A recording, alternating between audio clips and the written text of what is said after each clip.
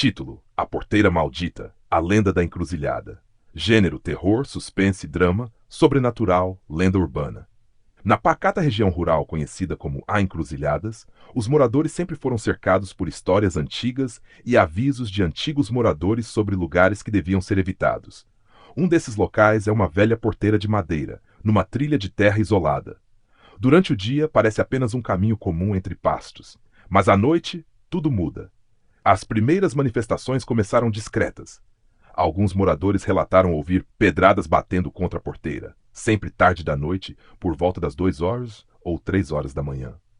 No início, todos pensaram que fosse alguém pregando peças. Talvez jovens querendo assustar ou algum animal. Até que os relatos se tornaram frequentes e estranhamente consistentes. As pedras batiam do lado de fora da porteira, sem que ninguém estivesse por perto. Nunca havia pegadas, nunca havia rastro. Apenas o som seco da madeira sendo atingida. Logo, relatos mais assustadores surgiram. Dona Eulália, moradora antiga da região, jura ter visto a porteira se abrir sozinha, em uma noite sem vento. Ela ficou tão apavorada que começou a evitar aquele caminho, mesmo que isso significasse dar uma longa volta por trilhas escuras e perigosas. Seu rosto ainda carrega o pavor daquela noite. Outro morador, seu Pedro, que trabalha até tarde num sítio vizinho, teve um encontro ainda mais estranho. Em uma noite de sexta-feira, ele saiu do trabalho por volta das 23 horas. Sabia que teria que passar pela porteira. O medo já estava plantado em seu coração, mas não havia outro caminho. Enquanto caminhava pela estrada silenciosa só com a lanterna do celular, começou a ouvir passos, mas não eram dele. O som vinha atrás. Quando ele se virou, nada. Ao se aproximar da porteira, viu um clarão estranho, como uma chama tremulando no escuro. Seu primeiro pensamento foi que havia algum problema com o pasto, mas ao se aproximar com cautela, viu algo que nunca esqueceria. Um homem de manto escuro, ajoelhado no chão de terra, desenhando símbolos com sangue e acendendo velas negras. Ele murmurava palavras em uma língua que Pedro não reconhecia. Havia galinhas mortas ao redor e um cheiro insuportável de enxofre.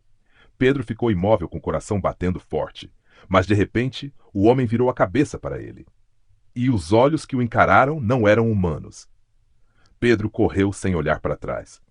Desde aquela noite, a porteira passou a ser chamada de a Porteira Maldita, e moradores afirmam que o lugar não pertence mais a este mundo. Dizem que ali é um ponto de passagem, uma encruzilhada entre o mundo dos vivos e o dos mortos, usada por quem busca favores sômbrios, mas o que ninguém sabe ainda é que algo foi libertado naquele ritual.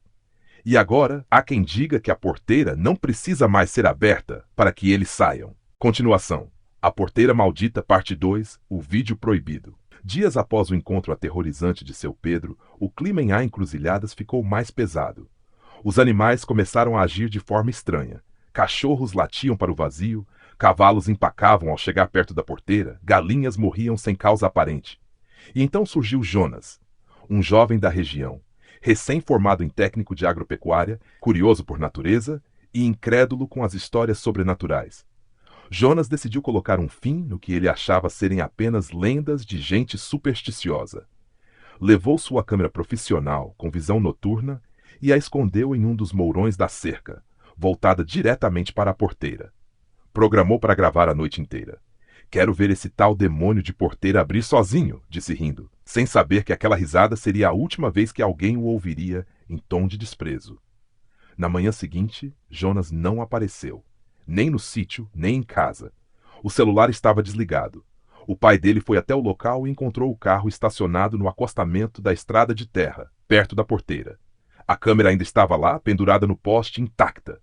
Mas Jonas havia desaparecido. O vídeo foi levado até a única delegacia da região, mas nunca foi divulgado. No entanto, um parente próximo conseguiu copiar as imagens antes que fossem confiscadas, e o que foi capturado naquela noite desafiava toda a lógica humana. Às 2h17 da madrugada, o vídeo mostra a estrada completamente vazia.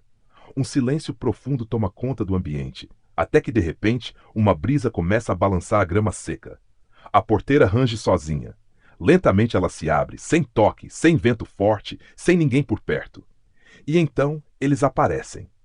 Silhuetas, pelo menos 3, caminhando lentamente em direção à câmera. Não tinham olhos. Seus rostos eram cobertos por véus pretos e seus pés não tocavam o chão. As figuras pararam diante da porteira. Uma delas apontou para a câmera. A imagem ficou distorcida por 23 segundos, e quando voltou, Jonas estava ali, de joelhos, chorando, com a cabeça baixa. E ao fundo, alguém sussurrava em voz grave: "Agora ele nos pertence." A imagem apaga, a câmera desliga sozinha.